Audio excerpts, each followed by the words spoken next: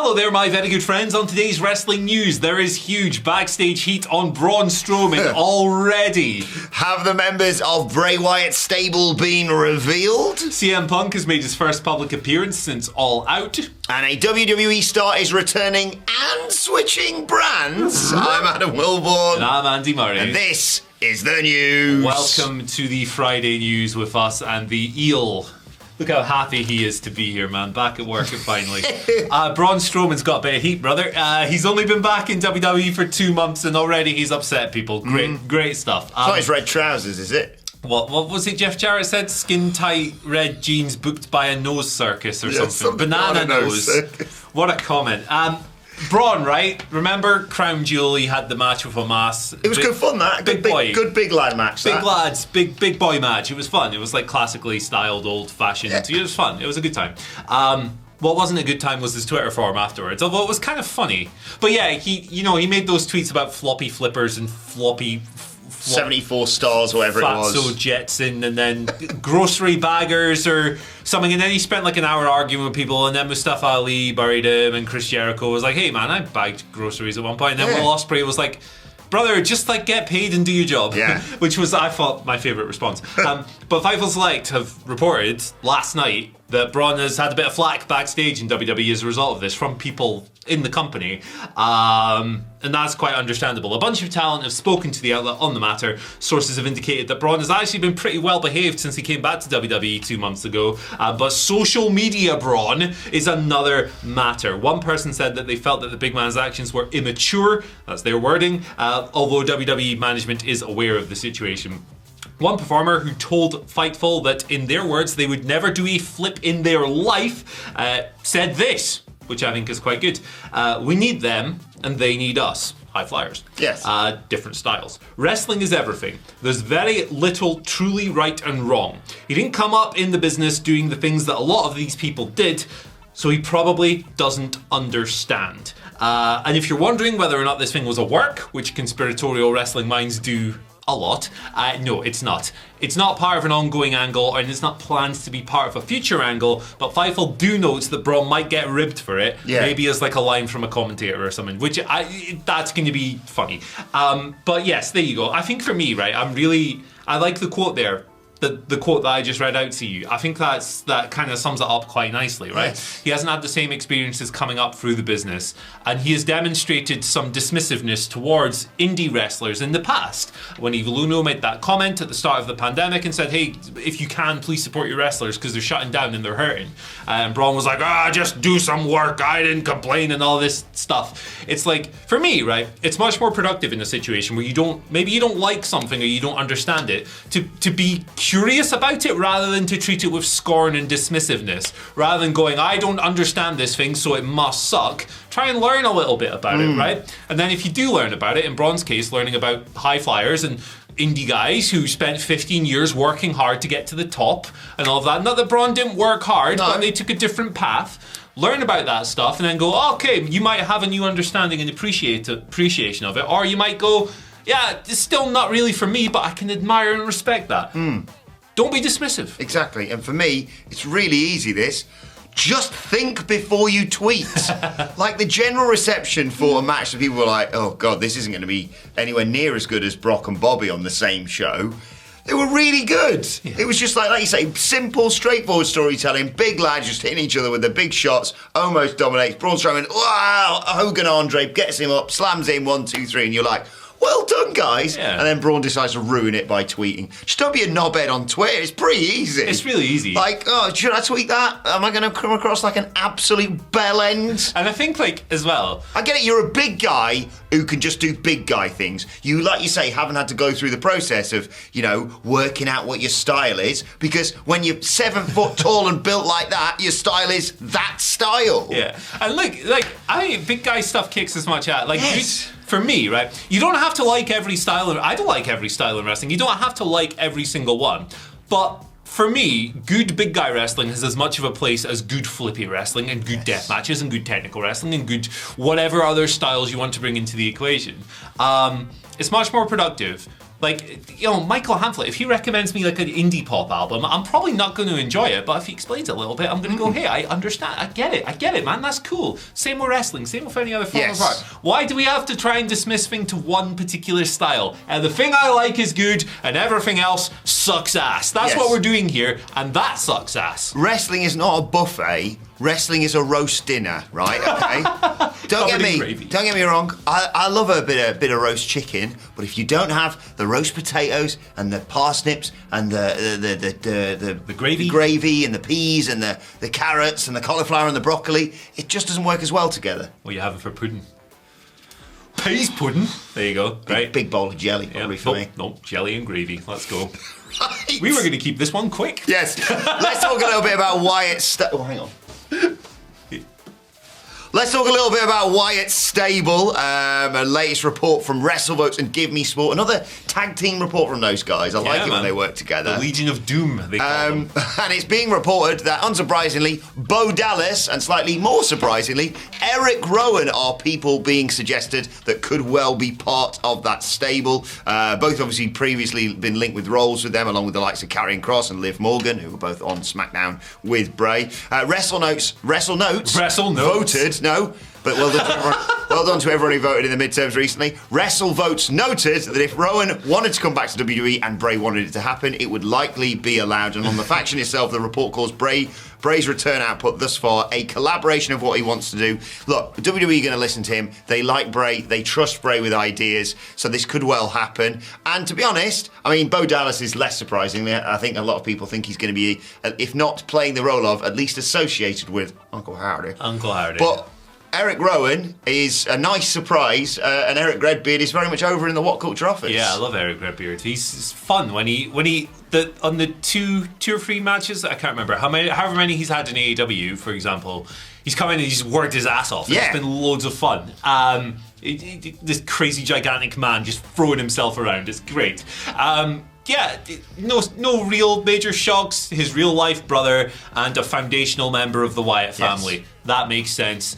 Of the other names that have been linked to this, like in WWE, you have Cross, Morgan, Bliss. Outside of WWE, you have the former Righteous, or at least two members. You have Dutch and Vincent have both been linked with coming into WWE, former Ring of Honor guys, and being part of this. I'd like to see Bateman in there as well. Shouts to Bateman, he's really great too. But yeah, lots of potential options. I do think they'll put a stable together, and I think people will love it because, like, Bray Wyatt's fans, like, you're not like a casual Bray Wyatt fan, are you? Like, if you're into this stuff, it's your favourite thing, and I respect that a lot. I think that's awesome.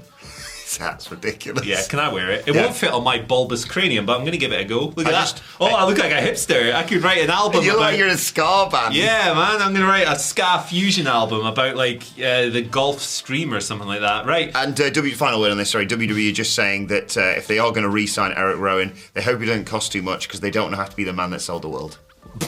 I'm just the ghost of the bear who sold the world, of course. What do you reckon of my Uncle Howdy? He's pretty good. CM Punk's made his first public appearance since Brawl Out. He was in WWE. Yeah, he's back. He's returning on SmackDown tonight. No, he was back in the commentary booth, actually, for Cage Fury Fighting Championships. This photo has been doing the rounds. The content's been doing the rounds everywhere because the show already happened, Andy, you stupid idiot. But yeah, he was there previously doing the MMA commentary in 2018 and 2019. It was kind of one of his first big kind of coming back after leaving wrestling gigs. And he had a pretty funny comment about this. Talking on commentary, he said, I missed everybody that's been watching at home. I missed the fights, but tonight I'm not going to do that. So fair play, that's funny. You know the score with Punk. All out fight, suspended, probably getting bought out of his contract. Hope he gets a big bag. Hope he finds peace, serenity, happiness and joy anywhere else. Exactly. Somewhere else. Yeah, there you go. Right, let's talk about a returning WWE superstar who could be switching brands. Go on, try it. Hit it on the camera. Oh, you're so good at that. I'm great. I'm talking, of course, of Bobby Roode, who's been missing for a while. No word on what the injury was. All we know that he shook his root box a little bit too hard. All that's known is he underwent surgery some point in the last few months. There's also no word as to exactly when he's going to be coming back. But according to Mike Johnson of PW Insider, no balls, just the Johnson. Rude was spotted in Birmingham, Alabama yesterday, and he's hoping to be returning to action very soon. Not only that, but he could switch brands. Currently, right now, he's listed on the Raw roster alongside, of course, Dolph Ziggler as part of his involvement with the Dirty Dogs, which I really liked as a pairing, to be perfectly honest. Yeah. And yeah, not only when Rude comes back will he be back in action soon, he also could be moving to SmackDown. Yes. Give him the full glorious entrance again. Yeah, go back to that. That worked. That was good. That was over. That was fun. That was popular. Give him the mustache. Give him the whole shebang. Why not? Why not? Real recognise real. There he is. Nigel Thornberry, recognise... so bad. Let's do today's question, because it's a bit special. Yes, so... Our American audience is going to love this. At WhatCulture WWE, of course, we want to get in touch with us. It's Wacky Friday, and normally we do like a load of wacky questions, but we thought we could dedicate our time to this as a bit of a project. So shout out to Eddie Zamhari, who's been sending this all week, and must be thinking, why aren't they answering my question? Because we've been saving it, Eddie. Eddie writes, hey boys, let's have some fun. The World Cup is 10 days away. Wait a second, he sent this 2 days ago. World Cup is 8 days away now. Build your first 11 using a wrestler from 11 different nationalities. All right, so what I've done here is I've got like a list of the World Cup nations up. Oh, bollocks. So we're going to have to restrict ourselves here.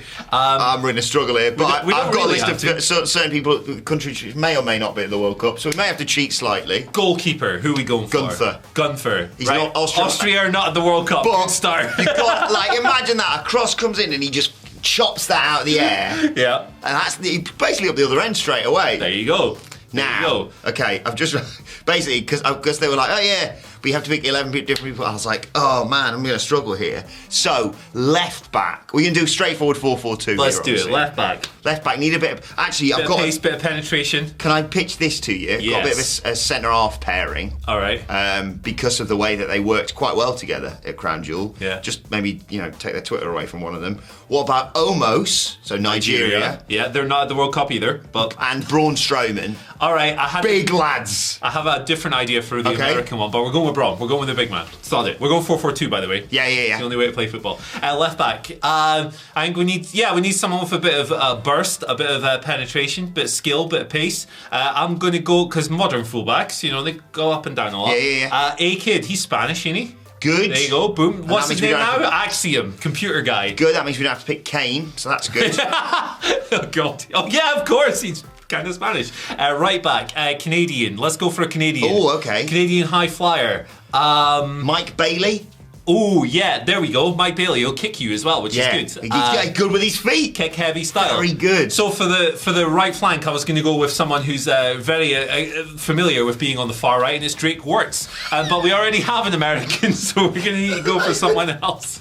Kane. Oh no, we've already got a Spanish guy. We got an American. We got a Canadian now. Yeah. What about an Englishman on the right? What about Pac?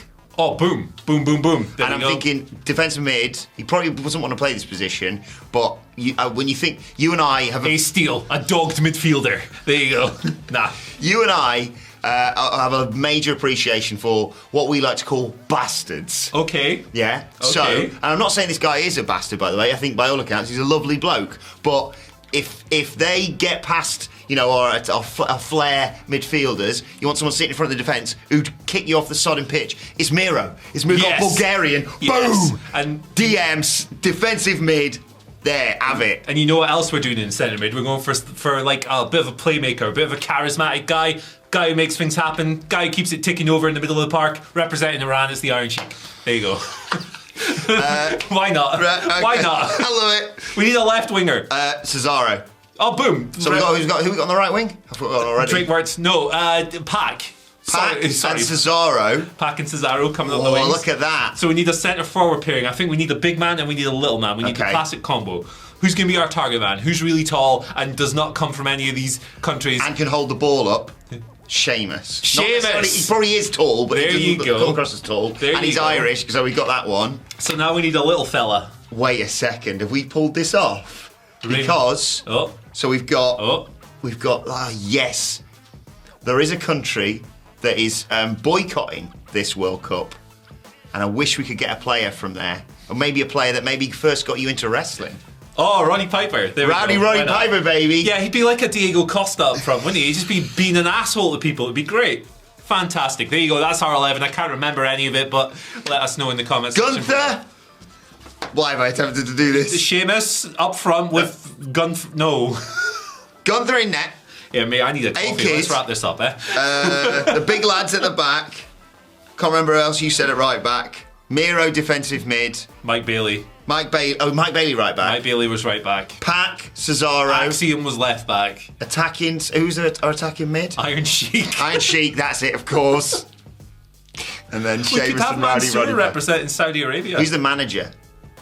Oh, What countries haven't we done yet? Oh, Germany. Who's German? Ludwig Kaiser. There you go. Do his ring introduction for every him player. stood like that on there. There you Oh go. my god. Not picking his nose. Giovanni Vinci Impact substitute. Oh, boom. There you go. Just looking. We haven't even got a Japanese person in this team. Oh, well, they can go off the bench. Jushin Thunder Liger, Yeah. because you want some thunder coming off the bench. But also I'm going to cheat and have a Japanese person as part of the tactical team as well, because what you need when it comes to tactics, brains. Who's got such a good brain that he had it removed and then put back in? Shibata's on Shibata's on set pieces. He's going to organise this for that He sort of does thing. kick things really hard. Right, let's move on to today's finally. Coffee! The eel, very quickly, as I scrabble to get the and finally that I was going to mention. The eel, by the way, Andy, on telly last night. Do you see that? No, I did the see the eel eel. and his family members all on I'm a Celebrity. That's where he's attacking MP Matt Hancock. Oh, good. There you go. I hate that we're trying to turn Matt Hancock into like this jovial public figure in Yeah. 2022. Like, oh, look at Matt Hancock, he's in the jungle, blah, blah, blah. I can't find it on my bloody... Nonsense. Can I find it on my phone very quickly? The and finally today is the amazing tweet that I saw, well, the tweet exchange, I should say, from our very own Simon Miller and, amazing this, in AEW, Anthony Bowens. So Miller tweeted that was recording Ups and Downs for Dynamite and shouting things like daddy ass and wank biscuit. He had a contractor in his house whilst all this was going on, and Anthony Bowens tweeted in all caps, "Scissor that contractor," to which Miller replied, "I just asked the contractor to scissor me." He laughed and walked off looking worried. So your mission this weekend is to scissor a stranger. Also, very interesting that Simon Miller, Sean Dean having an interaction as well. Oh, I saw that just Shout-outs then. to that, yeah. Shouts to Sean Dean. Captain Sean Dean. The captain. Which way do we do it? That way, don't we? We hit them. They do it that way. We do it that way. I don't know, man. I've never been in the army. Like, I'm a wimp. I would be terrible. I went along and they said no professionals. I said I'm not professional. They said you should be. Right, let us know your thoughts on that. Lost Ken. And all of today's stories in the comment section below. Like, share, subscribe to WhatCulture Wrestling, wherever you get your podcasts from. For daily wrestling podcasts, we're going to be previewing SmackDown. We're going to be previewing and we've got Wrestle Culture with a hashtag Bloody Good Quiz coming your way later on today. Thoughts, Twitter questions, all that good stuff at WhatCulture WWE. Phil and Gareth and Andrew over the weekend covering off the news. Andy, where can people find you on Twitter? At Andy H. Murray. The H stands for harsh noise. That's a harsh noise. Wow, yes, it was. Oh, I didn't need that today. You've turned. And I made it. Adam Wilborn on Twitter at WhatCulture WWE for all of us. Thanks for watching. We'll see you soon. Address your enemies.